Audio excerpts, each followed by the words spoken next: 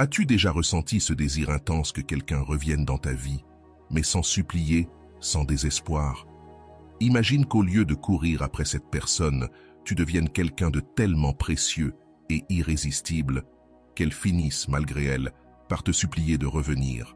Ce n'est pas de la magie ni une manipulation bon marché, c'est un pouvoir intérieur profond, une force qui repose sur la maîtrise de soi, la sérénité et une stratégie émotionnelle puissante.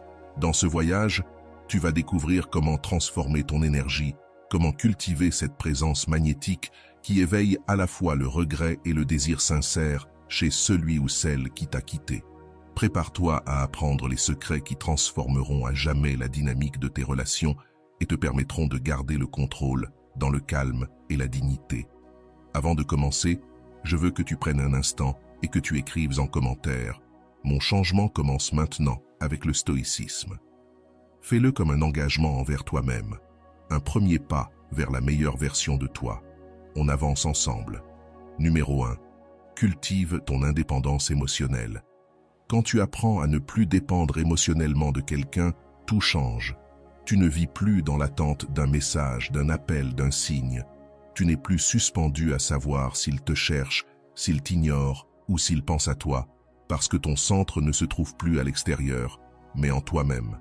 Et cela, bien que cela paraisse simple, est l'une des formes les plus puissantes de transformation personnelle. L'indépendance émotionnelle ne signifie pas que tu ne ressens plus, que tu n'aimes plus ou que tu ne souffres plus. Elle signifie que tu ne remets plus ta paix intérieure entre les mains imprévisibles d'une autre personne. Peu importe ce que l'autre fait ou ne fait pas, tu restes en équilibre. Cet équilibre se voit, se ressent, a de l'impact. Le stoïcisme t'enseigne que tu ne peux pas contrôler les actions des autres, mais tu peux contrôler ta façon d'y répondre. Là où certains réagissent avec anxiété, besoin ou panique lorsqu'ils sentent qu'ils perdent quelqu'un, toi, tu choisis la sérénité. Et cette sérénité déstabilise. Parce que ce qui est commun, c'est de supplier, pleurer, mendier de l'attention. Mais toi, tu observes, tu respires, tu acceptes, non pas parce que tu t'en fiches, mais parce que tu sais que ton bien-être n'est pas en jeu.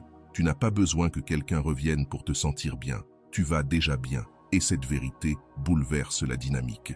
Quand il n'y a plus de besoin, il y a de la liberté. Et quand il y a de la liberté, il y a de l'attraction. La plupart des gens sont habitués à des relations de dépendance, à se sentir indispensables, à contrôler l'autre par le silence ou par quelques miettes d'affection. Mais lorsqu'ils rencontrent quelqu'un qui ne joue pas à ce jeu, qui ne s'effondre pas devant la distance, qui ne réagit pas avec panique mais avec dignité, quelque chose s'active dans leur esprit. Ils se demandent « Comment se fait-il qu'il n'ait pas besoin de moi? Comment peut-il continuer sans me chercher? Pourquoi ne réagit-il pas comme les autres ?» Et la réponse est simple. Tu as appris à vivre avec toi-même. Tu n'es pas froid, tu es conscient. Tu ne fuis pas les émotions. Tu choisis ce qui te mérite. Et tout ne mérite pas ton énergie. Tout ne mérite pas tes nuits blanches, tes pensées, ton angoisse. Tu as compris que t'accrocher à quelqu'un qui s'en va ne l'empêche pas de partir. Cela t'empêche juste toi d'avancer. Alors tu lâches, pas par résignation, mais par force, parce que tu sais que celui ou celle qui est censé rester le fera sans que tu n'aies à supplier. Cette indépendance émotionnelle génère du respect. Mais pas n'importe quel respect, un respect profond, celui que l'on ressent pour quelqu'un de stable, qui ne cherche ni drame ni conflit. Celui qui fait que l'autre reconsidère ses choix. Il ou elle comprend qu'il n'est plus possible de te manipuler avec sa présence ou son absence. Et c'est ça, l'autonomie. Une forme de pouvoir silencieuse. Tu ne cries pas, mais on t'entend. Tu ne supplies pas, mais on te sent. Tu ne forces rien, mais on te regrette. Accepter la situation telle qu'elle est, sans histoire, ni attente, est un autre signe de cette indépendance. Tu ne t'accroches plus à une image idéalisée. Tu n'espères plus un changement. Tu ne conditionnes plus ton bonheur à ce que l'autre fera ou dira. Tu continues ton chemin. Tu continues de grandir, de briller.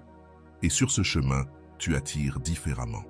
Depuis la paix, l'amour de soi et la certitude que tu ne veux plus de quelqu'un qui n'est pas prêt à te choisir vraiment. Et le paradoxe, c'est que lorsque tu arrêtes de vouloir que l'autre revienne, c'est là qu'il ou elle revient souvent. Parce que la sérénité avec laquelle tu gères la distance agit comme un miroir qui leur montre ce qu'ils ont perdu, ce qu'ils n'ont pas su protéger, ce qu'ils auront du mal à retrouver ailleurs. Ton détachement n'est pas de la froideur, c'est de la sagesse émotionnelle, c'est de la maturité. C'est comprendre que personne n'est responsable de ta paix. Et lorsque tu vis selon cette vérité, chaque pas devient plus léger. Tu ne transportes plus de peur, de dépendance, d'illusions qui ne t'appartiennent pas. Tu es avec toi-même. Et ça, même si cela ne saute pas aux yeux, c'est ce qui fait le plus briller. Parce que quand tu n'as plus besoin, tu commences enfin à aimer librement, consciemment et puissamment. Avant de continuer, si tu n'es pas encore abonné à ma chaîne YouTube, je t'invite à le faire dès maintenant. En t'abonnant, tu seras informé de toutes mes nouvelles vidéos, ce qui te permettra de ne rien manquer de contenu précieux. Numéro 2. Conserve une part de mystère. Quand tu arrêtes de tout raconter, ce que tu penses, ce que tu ressens, ce que tu fais, tu récupères un pouvoir que beaucoup ont perdu, le pouvoir du mystère. Il ne s'agit pas de te cacher ou de prétendre être quelqu'un d'autre. Il s'agit de préserver ce qu'il y a de plus précieux en toi, de comprendre que tout ne doit pas être dit, tout ne doit pas être montré, tout ne doit pas être justifié.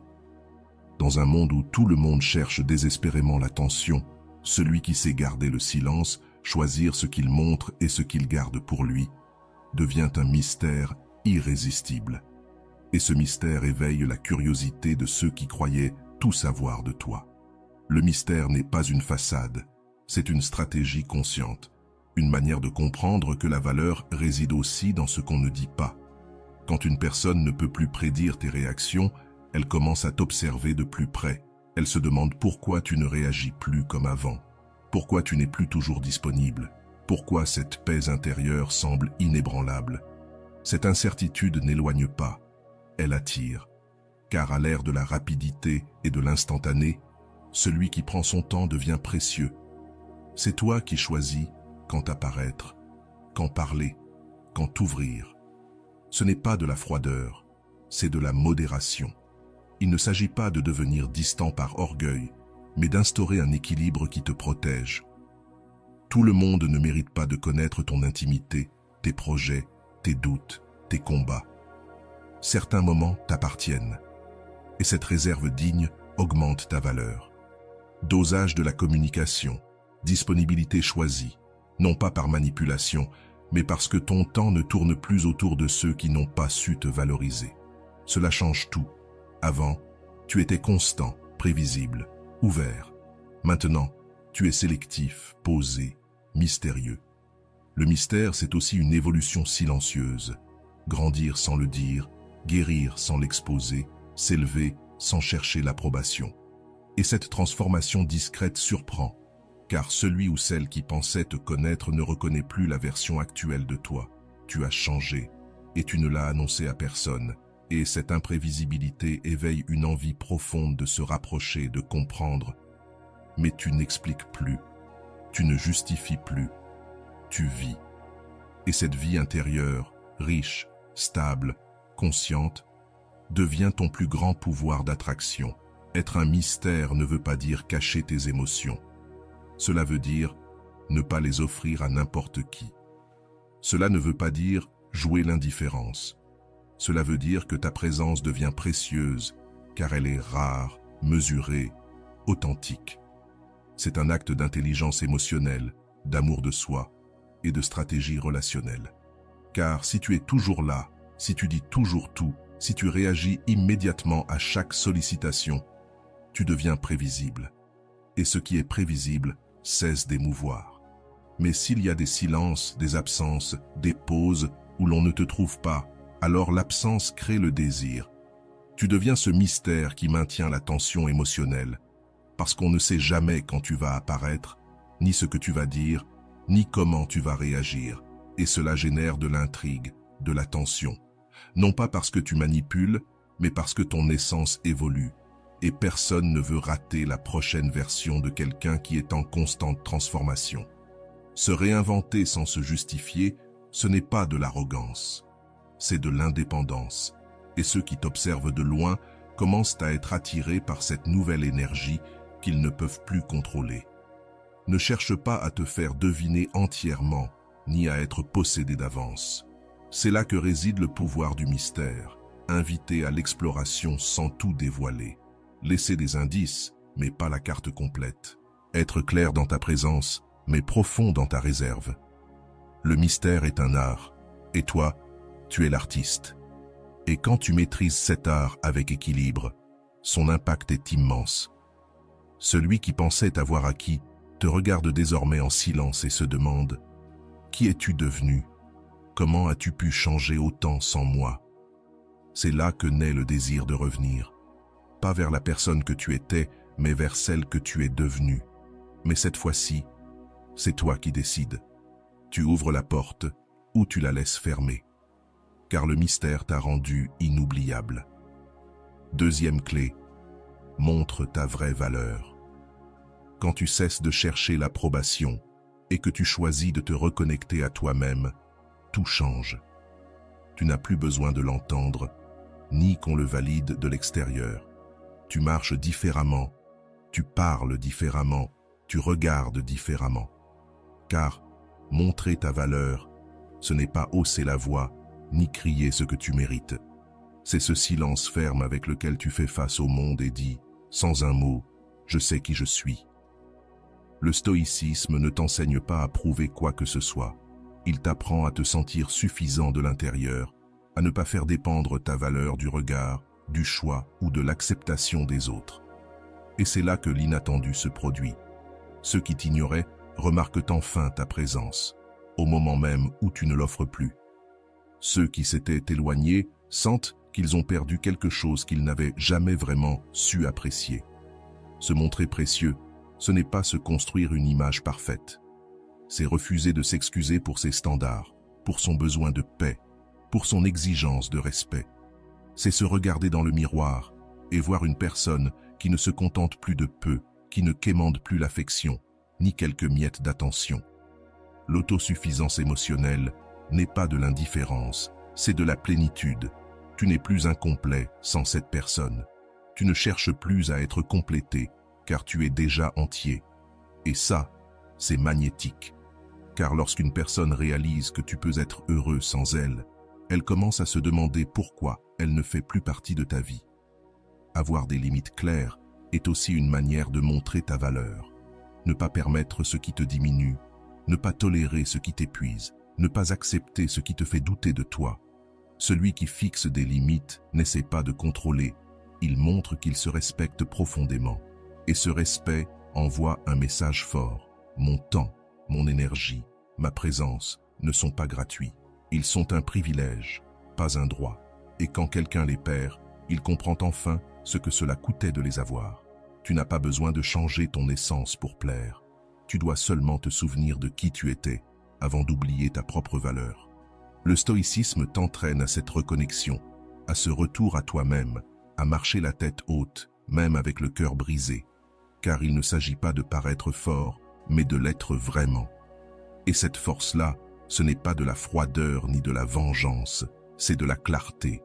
C'est savoir que tu ne te rabaisses pas pour l'amour, que tu ne forces pas là où tu n'es plus le bienvenu, que tu ne négocies pas ta dignité contre un peu de compagnie. Ceux qui t'ont quitté vont remarquer le changement. Au début, ils pensent pouvoir te remplacer. Ils croient que ton silence est temporaire, que tu reviendras quand ils te manqueront. Mais avec le temps, ils découvrent ce qui les désarme. Ton absence n'était pas une stratégie, c'était une évolution. Tu n'attends plus leur message, tu ne guettes plus leur réaction, tu ne vis plus en fonction de leur présence. Et quand ils voient cela, ils ressentent le poids d'avoir perdu quelque chose de vrai. Montrer ta valeur, ce n'est pas lancer des piques ni créer de la jalousie, c'est avancer, travailler sur toi, guérir tes blessures, bâtir ton propre monde. Te concentrer sur tes objectifs, t'entourer de personnes qui reconnaissent ta vraie essence, apprendre à apprécier ta propre compagnie sans anxiété. Et dans ce processus, sans le vouloir, tu commences à briller. Et ce genre de lumière, ça ne s'invente pas, ça ne s'achète pas, ça ne s'ignore pas. Voici le paradoxe.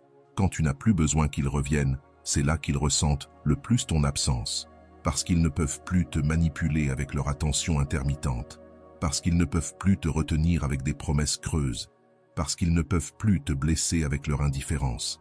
Tu es devenu quelqu'un qui tient debout tout seul, qui ne mendie pas, qui ne poursuit pas, qui ne s'effondre pas. Et cette version de toi, intègre, sereine, solide, c'est elle qui laisse une empreinte. Rappelle-toi ceci, le vrai pouvoir ne s'impose pas, il se révèle. Et quand tu le laisses briller, ceux qui t'ont sous-estimé se demandent « Comment ai-je pu le ou la perdre ?» Et c'est là qu'ils comprennent que ce qu'ils ont perdu ne reviendra pas. Quatrième clé, montre que tu as vraiment tourné la page. Quand tu l'as fait, tu n'as plus besoin de le prouver. Tu n'as pas besoin d'envoyer des messages codés ou de simuler la joie. Ta paix parle pour toi. Ton énergie change. La manière dont tu marches, parles, occupe l'espace. Montre que tu n'es plus attaché à ce qui fut. Et cela, même si tu ne le crois pas, touche bien plus que tous les appels à l'attention. Parce que celui qui t'a connu dans la dépendance, dans la douleur, dans le besoin, se retrouve face à une personne qui ne supplie plus, qui n'attend plus, qui ne demande plus d'explications. Une personne qui vit. Accepter la rupture ne veut pas dire qu'elle n'a pas fait mal. Cela veut dire que tu as choisi de lâcher ce qui ne te portait plus. Tu as choisi de te concentrer sur toi, sur tes rêves, sur ton bien-être, sur ta croissance. Tu as cessé de relire les anciens messages, d'imaginer des dialogues qui n'auront pas lieu, de chercher des signes là où il n'y a plus de chemin. Et dans ce silence a commencé ta guérison. Pas comme une impulsion, mais comme un choix conscient. Parce que tu as compris que rien d'extérieur ne peut te rendre la paix, si tu ne la cultives pas à l'intérieur d'abord. Quand quelqu'un part en pensant que tu vas rester figé, que tu vas continuer à tourner autour de son absence, la plus grande surprise, c'est de voir que tu n'es plus là, que tu n'as pas attendu, que tu n'es pas resté figé, que tu as avancé, et que le vide qu'il ou elle a laissé n'était pas un gouffre, mais une opportunité de te reconstruire. C'est là que le changement commence. Tu ne gravites plus autour de cette personne. Tu crées un nouveau centre, toi-même. Le stoïcisme te rappelle que tu ne peux pas contrôler les choix des autres, mais tu peux choisir ce que tu fais de ce qu'ils laissent derrière eux. Tu ne t'accroches pas, tu n'insistes pas, tu ne résistes pas à ce qui est évident. Tu acceptes, non pas par résignation, mais par sagesse. Et cette acceptation est une puissance. Elle te libère, elle te rend le contrôle. Tu n'essaies plus de réécrire l'histoire. Tu es en train d'en écrire une nouvelle. Ce qui perturbe le plus ceux qui sont partis, c'est de te voir prospérer. Ta voix a retrouvé sa force, tes yeux ont retrouvé leur lumière, et tes journées ont un sens sans leur présence. Tu n'es plus défini par la rupture, tu es défini par ta capacité à te réinventer, et cette autonomie émotionnelle retrouvée est profondément attirante, car maintenant, tu n'as plus besoin que quelqu'un revienne pour être heureux. Tu l'es déjà. Les gens le sentent quand quelque chose en toi a changé jusqu'à la racine. Tu ne réagis plus comme avant. Tu n'attends plus. Tu ne bâtis plus ta routine autour d'un appel qui ne vient pas. Tu es concentré sur toi. Et cela crée une toute nouvelle atmosphère. Celui qui t'observe de loin commence à sentir qu'il a perdu bien plus qu'il ne le pensait, car la véritable valeur de quelqu'un se révèle quand il n'est plus à portée de main, et que tu le vois s'épanouir en ton absence. Surmonter quelqu'un, ce n'est pas l'oublier d'un coup, c'est apprendre à se souvenir sans douleur, à lâcher sans rancune, à vivre sans dépendance. C'est comprendre que ton histoire ne s'arrête pas à un adieu, que tu mérites quelqu'un qui t'aime sans doute, sans jeu, sans condition. Et pendant que cette personne arrive, si elle arrive, tu continues de grandir, pas pour impressionner, mais parce que c'est ainsi que tu guéris, en créant, en explorant, en évoluant. La vraie guérison n'est pas une vengeance, c'est la paix, c'est regarder en arrière et remercier ce que tu as vécu, même ce qui t'a blessé, parce que cela t'a mené jusqu'ici, et depuis cet endroit, tu ne supplies plus, tu ne t'épuises plus, tu n'insistes plus, tu brilles, Et celui ou celle qui un jour a cru que tu étais remplaçable, te regarde maintenant et comprend que tu étais un refuge, que tu étais un foyer, présence, vérité. Ce que tu as perdu dans la douleur, tu l'as gagné en dignité. Montrer que tu as tourné la page, c'est avancer avec sérénité, sans bruit, sans justification. Et quand quelqu'un te voit ainsi ferme, tranquille, épanoui, quelque chose se brise en lui. Car il découvre que le véritable amour, ce n'est pas celui qui insiste pour rester, mais celui qui sait partir à temps pour ne pas se perdre lui-même. Et toi, tu t'es retrouvé, et cela, ça n'a pas de prix. Maintiens une attitude positive et active socialement.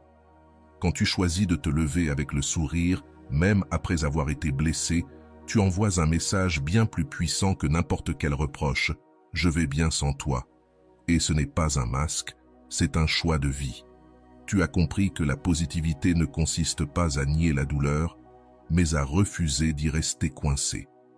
Chaque fois que tu participes à quelque chose de nouveau, que tu t'investis dans un projet, que tu t'entoures de personnes positives, que tu partages un rire sincère, tu te reconstruis.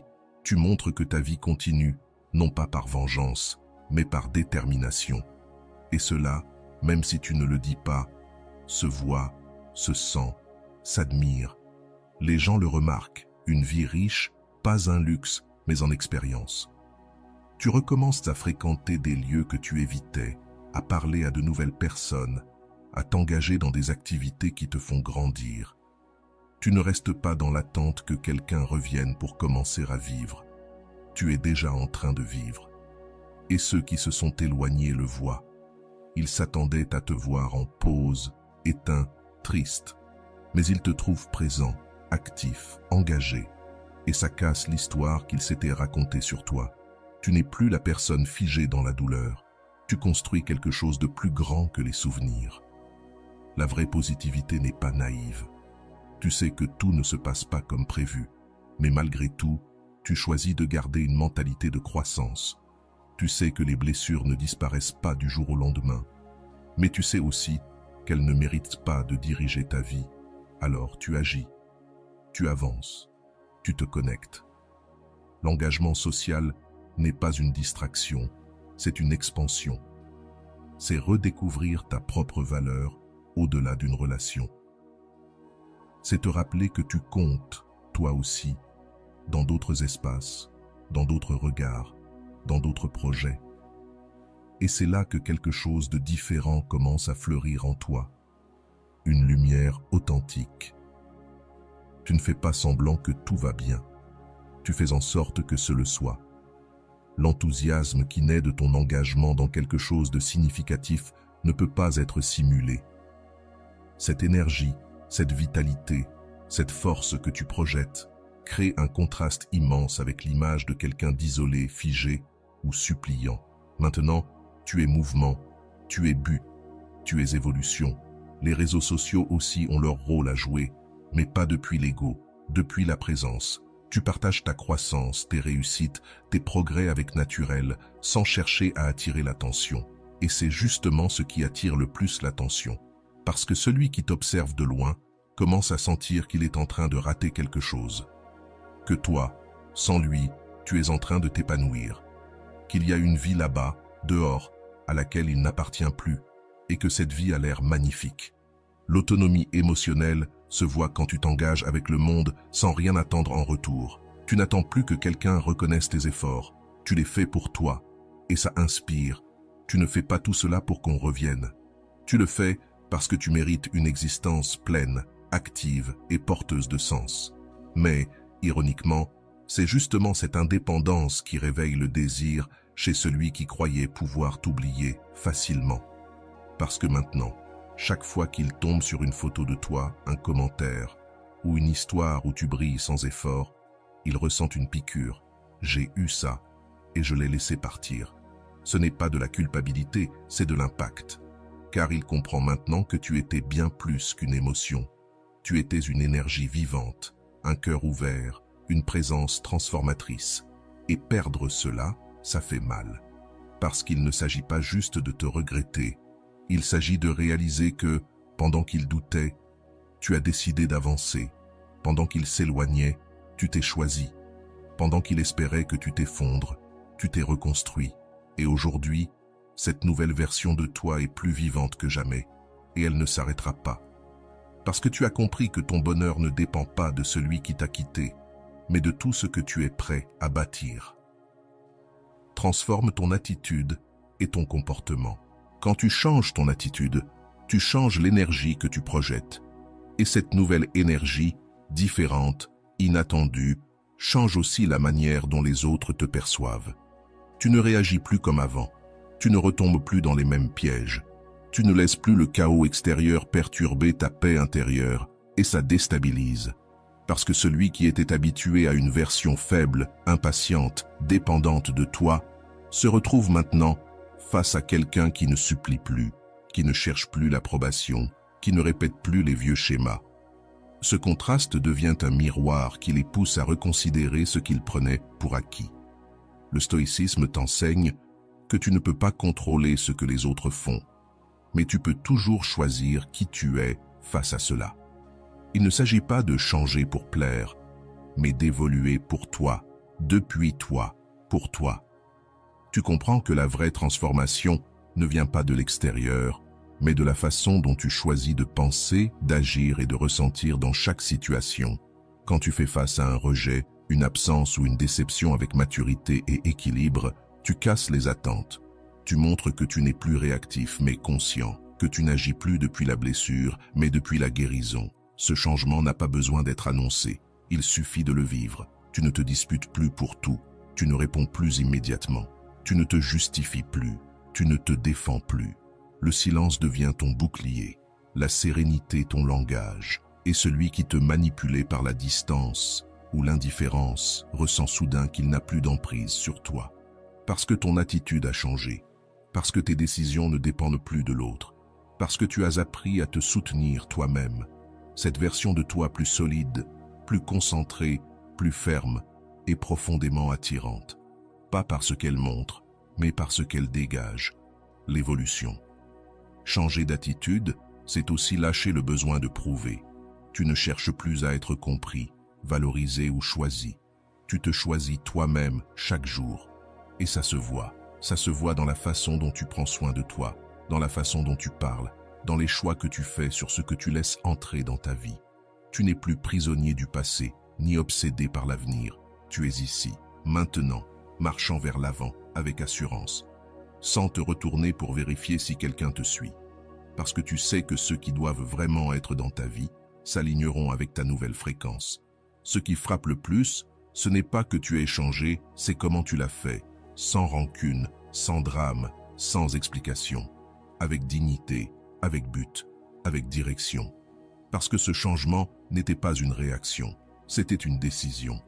Tu as cessé d'être cette personne qui tolérait l'intolérable, qui acceptait l'inacceptable, qui confondait amour et dépendance. Et maintenant que tu n'es plus cette ancienne version de toi, maintenant que tu es plus toi que jamais, les autres commencent à ressentir ton absence émotionnelle. Tu n'es pas distant, tu es différent. Tu n'es pas froid, tu es concentré. L'évolution authentique n'a pas besoin de témoins, mais elle laisse toujours une trace. Et quand quelqu'un qui t'a connu te retrouve, même de loin, et remarque que tu ne réagis plus pareil, que ton énergie est plus calme, que ton regard ne supplie plus, mais observe, alors naît une chose nouvelle, l'admiration. Car il n'y a rien de plus puissant que de voir quelqu'un qui a souffert, qui est tombé, qui a été ignoré ou blessé, et qui, malgré tout, s'est relevé. Mais pas pour se venger, pour devenir sa meilleure version. Voilà le vrai pouvoir du changement d'attitude. Il ne cherche pas à provoquer, il ne cherche pas à convaincre, il est. Et dans cette tranquillité, dans cette stabilité, dans cette clarté de but, naît un magnétisme impossible à ignorer. Tu n'ignores plus, parce que désormais, tu n'attends plus qu'on revienne. C'est toi qui décides et permets ou non qu'on entre à nouveau dans ta vie. Et ça change tout. Parce que celui qui s'est éloigné en pensant qu'il retrouverait les choses comme avant, découvre un territoire nouveau. Et cette fois, la seule façon d'y entrer, c'est de le mériter. Numéro 7. Priorise ton soin personnel et ta sécurité. Quand tu commences à réellement prendre soin de toi, tout change. Et je ne parle pas seulement de bien manger ou d'aller à la salle de sport. Je parle de te regarder avec respect, de te traiter avec tendresse, de placer ton bien-être au-dessus de toute relation qui t'affaiblit.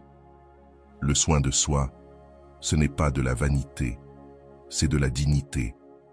C'est envoyer au monde, sans dire un mot, le message clair que tu connais ta valeur et que tu ne tolérerais plus moins que cela. Cette façon de te traiter avec amour et constance génère une transformation qui se ressent dans ton énergie, dans ta façon de marcher, de parler, d'exister. Et quand ceux qui se sont éloignés te voient ainsi, apaisé, lumineux, ils se demandent en silence, qu'avons-nous laissé partir? La vraie confiance ne s'achète pas, ne se simule pas, ne se mendie pas. Elle naît de l'habitude quotidienne de te respecter, de t'écouter, de soigner tes blessures et de te reconstruire de l'intérieur. Quand tu travailles sur toi-même avec honnêteté et patience, ton estime de toi devient solide. Et cette solidité devient magnétique. Tu n'as plus besoin qu'on te dise que tu es suffisant. Tu le sais. Tu ne cherches plus de validation dans les paroles des autres, car ton dialogue intérieur est devenu plus compatissant, plus ferme, plus vrai. Et cela, même sans mots, se ressent. Les gens le perçoivent. Et ceux qui pensaient pouvoir facilement te remplacer commencent à douter de leurs décisions. Se protéger, c'est aussi savoir dire non. Poser des limites. Ne plus être disponible pour ceux qui ne viennent que quand ça les arrange. Tu ne fuis personne. Tu protèges ta paix. Et ça, même si ça ne se voit pas immédiatement, c'est une forme puissante d'amour de soi. Parce que le vrai soin commence quand tu cesses de te placer en seconde position. Quand tu comprends que tu n'as pas à prouver ta valeur par des sacrifices ou de l'insistance. Tu le prouves par la façon dont tu te traites, par les décisions que tu prends, par la vie que tu construis sans dépendre de personne. L'équilibre émotionnel fait aussi partie de ce soin. Tu apprends à reconnaître tes émotions sans te laisser emporter par elles. Tu n'exploses plus, tu ne débordes plus, tu ne supplies plus, tu respires, tu observes, tu prends de la distance quand c'est nécessaire. Tu ne réagis plus depuis la douleur, mais depuis la conscience. Et ça change toutes tes relations. Parce que maintenant, c'est toi qui imposes le rythme. Tu ne danses plus au tempo de l'abandon. Tu ne te définis plus par les absences. Ton centre est en toi. Et c'est depuis là que tu choisis avec qui te partager, qui laisser entrer, qui laisser partir.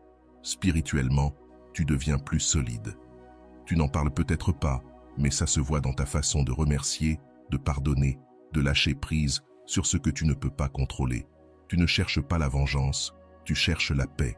Tu n'attends plus que l'autre revienne. Tu guéris ce qui t'a fait mal. Et cette stabilité silencieuse, cette maturité émotionnelle est quelque chose de rare. Ceux qui t'observent de loin sentent que quelque chose a changé en toi, sans savoir quoi. Ce qu'ils ne comprennent pas, c'est que ce n'est pas juste une chose qui a changé. C'est tout. Et dans ce renouveau, naît une version de toi qui ne cherche pas à plaire, qui ne crie pas pour être vue, qui ne prouve rien. Elle vit, simplement. Et cette authenticité, ce soin sincère et constant, c'est ce qui te rend inoubliable. Dans un monde de masques et de façades, quelqu'un qui se connaît, s'accepte et s'améliore chaque jour, brille différemment. Pas par ce qu'il montre, mais par ce qu'il dégage. Celui qui est parti a peut-être cru qu'il trouverait mieux ailleurs. Mais maintenant qu'il te voit grandir, évoluer, te renforcer dans le silence, il commence à douter de son choix. Parce que la sécurité que tu dégages, la sérénité dans ta voix, la cohérence dans tes gestes, tout cela crée une atmosphère qu'on finit par regretter. Une sensation de chez soi qui n'est plus accessible. Et c'est justement à ce moment-là, quand tu n'attends plus leur retour, que le désir de revenir grandit chez l'autre. Parce qu'il comprend que ce qu'il a perdu, c'est quelqu'un qui s'est tant aimé qu'il ne tolère plus le minimum. Numéro 8. Réveille les émotions clés par le contact. Parfois, tu n'as pas besoin de grands discours pour toucher à nouveau le cœur de quelqu'un. Une simple phrase chargée de vérité, un regard différent, une mémoire évoquée avec calme et non avec reproche suffisent. Quand tu rappelles ce moment que vous avez partagé, mais sans drame, sans culpabilité, juste avec paix et maturité, tu réveilles peut-être quelque chose qui dormait. Ce n'est pas de la manipulation. C'est une connexion sincère avec ce qui fut vrai, avec ce qui vous a unis, avec ce qui a eu du sens pour vous deux. Toucher les bons points émotionnels, ce n'est pas rouvrir des blessures, ni relancer de vieux conflits. C'est se souvenir, avec empathie, de ce qui a compté. Une phrase simple comme « je me suis souvenu de ce jour-là » peut avoir plus de pouvoir que 1000 tentatives pour récupérer le passé. Parce que lorsqu'un souvenir est évoqué avec gratitude, croissance, et non avec douleur, il devient un pont. Non pas pour revenir en arrière, mais pour regarder à nouveau vers l'avant, depuis un endroit plus mature. La clé, c'est l'équilibre. Tu ne glorifies pas le passé, tu ne prétends pas que tout était parfait, mais tu ne l'alourdis pas non plus de rancune. Tu reconnais ce que cette étape t'a appris, comment elle t'a façonné, ce qu'elle t'a aidé à découvrir en toi. Et dans cette reconnaissance honnête, quelque chose de profond se produit. L'autre commence à te voir autrement. Parce que tu ne cherches plus à le convaincre de revenir. Tu montres que tu as grandi, que tu as compris, que tu as intégré. Et ça, c'est puissant. Il ne s'agit pas d'indice ou de culpabilisation. Il s'agit d'ouvrir un espace de vérité partagée, de rappeler que, malgré les erreurs, il y a eu des instants de lumière, et que si ces moments ont existé, ils peuvent redevenir un point d'ancrage émotionnel, même si tout semble fini. La nostalgie, utilisée avec sagesse, peut réveiller des mémoires enfouies, pas pour raviver l'ancien, mais pour reconstruire à partir du vrai. Quand tu touches ce point précis où émotion et conscience se rencontrent, quelque chose de fort se déclenche. Celui qui t'écoute, s'il garde encore quelque chose en lui, commence à sentir remonter des émotions qu'il croyait enterrées. Non parce que tu les as forcées, mais parce que tu les as réveillées, avec ton calme, avec ta manière de te souvenir sans rester coincé, avec ta façon de regarder en arrière sans accuser. Et ça désarme toute défense. L'empathie est essentielle. Montrer que tu as compris ce que l'autre a vécu, que tu reconnais ses émotions sans forcément approuver ses choix, que tu assumes tes erreurs sans te justifier, cela crée un espace émotionnel sécurisé. Et dans cet espace, sans accusation ni rancune, peut naître une nouvelle manière d'être ensemble, une relation fondée sur le respect mutuel et non sur le besoin. Ce type de lien ne peut pas être fin, parce qu'on sent immédiatement si quelqu'un se souvient juste pour obtenir quelque chose, ou s'il se souvient depuis la vérité. Et cette vérité, quand elle est pure, éveille la confiance. Elle éveille la tendresse. Elle éveille le désir. Parce que tu ne luttes plus pour reprendre le contrôle. Tu offres un lien nouveau, plus mûr, plus conscient, plus réel. Et si cette personne porte encore ses souvenirs en elle, elle va le ressentir. Peut-être qu'elle ne le dira pas tout de suite, peut-être qu'elle ne l'exprimera pas avec des mots, mais cette nuit-là, elle pensera à toi. Elle repensera à chaque moment évoqué. Elle se demandera si, cette fois, tout pourrait être différent. Pas pour ce que vous étiez, mais pour ce que vous êtes devenu. Toucher les bons points émotionnels est un art. Ce n'est pas de l'insistance, ce n'est pas de la stratégie, c'est de la sensibilité. C'est savoir quand parler, comment parler, et surtout, depuis où parler. Quand tu parles depuis le cœur et non depuis ton ego, tu génères un impact émotionnel qu'aucune stratégie ne peut égaler. Parce qu'au final, les gens se souviennent de ce que tu leur as fait ressentir, pas de ce que tu as dit. Et si quelqu'un se souvient de toi avec un sourire serein, une larme discrète et une émotion qui vibre encore en lui, alors tu as semé quelque chose. Et si cette chose grandit, elle reviendra vers toi. Non pas par pression, mais par connexion. La plus puissante de toutes, la connexion émotionnelle. Neuvièmement, provoque la peur de te perdre. Quand tu arrêtes d'attendre, de chercher, et que tu te mets simplement à vivre, tu réveilles quelque chose de plus fort que le désir, la peur de te perdre. Ce n'est ni une vengeance, ni une stratégie. C'est la compréhension que ta vie ne peut pas s'arrêter pour quelqu'un qui a choisi de s'éloigner. Tu commences à avancer avec plus de sécurité, à respirer plus librement, à choisir avec plus de conscience. tu ne tournes plus autour de cette personne. Tu tournes autour de toi-même. Et depuis ce centre solide, ta présence devient plus puissante que jamais. Ton véritable pouvoir ne se crie pas, il se vit. Il se voit quand tu souris sans permission, quand tu avances sans demander de l'aide, quand tu te reconstruis sans chercher de témoins. Le vrai pouvoir naît du détachement, pas de l'insensibilité, mais du fait de ne plus dépendre. Quand tu comprends que tu n'as besoin de personne pour être complet, le changement commence. L'autre personne réalise qu'elle est peut-être en train de te perdre, pour toujours. La peur de te perdre n'apparaît pas quand tu pleures ou supplies. Elle naît quand on te voit avancer, grandir en silence, t'entourer de personnes qui te valorisent, être vu, écouté et apprécié ailleurs. Et ça fait mal, parce que quelqu'un qui croyait que tu serais toujours là réalise que tu ne l'es plus. Et là commence la prise de conscience de ce que tu représentais. Pas seulement pour ce que tu faisais, mais pour ce que tu faisais ressentir. Le détachement sain, ce n'est pas de l'indifférence, c'est de la maturité. Tu ne fais pas semblant que cela ne t'importe pas. Tu choisis simplement de ne pas te traîner derrière quelqu'un qui n'a pas su rester. Et cela, même si tu ne le dis pas, se remarque. Tu n'es plus disponible 24 heures sur 24. Tu ne réponds plus immédiatement.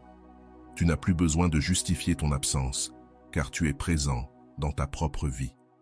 Et cet engagement envers toi-même devient un message clair. Tout le monde ne mérite plus une place dans ta vie. Vivre pleinement, ce n'est pas exagérer ton bonheur. C'est le ressentir profondément. C'est te réveiller sans anxiété, dormir sans remords, créer sans dépendre du regard des autres. C'est entrer en relation avec les autres depuis l'abondance et non depuis le manque. Quand cela devient ton état naturel, l'autre commence à voir en toi ce qu'il n'avait jamais vraiment remarqué. Ta capacité à briller sans sa lumière. Ce besoin émotionnel qui émerge chez celui qui est parti ne vient pas du vide, mais du contraste. Avant, il te sentait acquis. Maintenant, il te sent distant. Avant, tu étais prévisible. Maintenant, tu es un mystère. Avant, tu étais un refuge facile. Maintenant, tu es un lieu qu'il faut mériter. Et ce changement ne se fait pas par des mots, mais par des actions silencieuses, une cohérence, une véritable évolution. Il ne s'agit pas de faire souffrir l'autre, mais de poser une limite. Tu ne veux plus souffrir, toi. Si quelqu'un veut revenir dans ta vie, ce devra être avec vérité, présence et engagement. Tu ne joues plus. Tu ne te contentes plus de demi-mesures, de doutes ou d'absences déguisées en liberté. Tu as construit quelque chose de précieux en toi, et tu sais maintenant que ce que tu es n'est pas en solde. Et c'est justement là, quand tu ne le cherches plus, quand tu as réellement lâché prise, que l'inquiétude naît chez l'autre. Il réalise qu'il pourrait vraiment te perdre, pas sur un coup de tête, mais parce que tu as choisi de protéger ta paix. La peur de te perdre n'est pas une punition, c'est une conséquence naturelle de ton évolution, de ton amour-propre, de ta capacité à avancer sans te retourner. Dixièmement, gère le contact avec équilibre. Quand tu choisis de ne pas être toujours disponible, quelque chose change dans l'énergie que tu dégages. Ce n'est pas de l'indifférence, c'est de l'intelligence émotionnelle.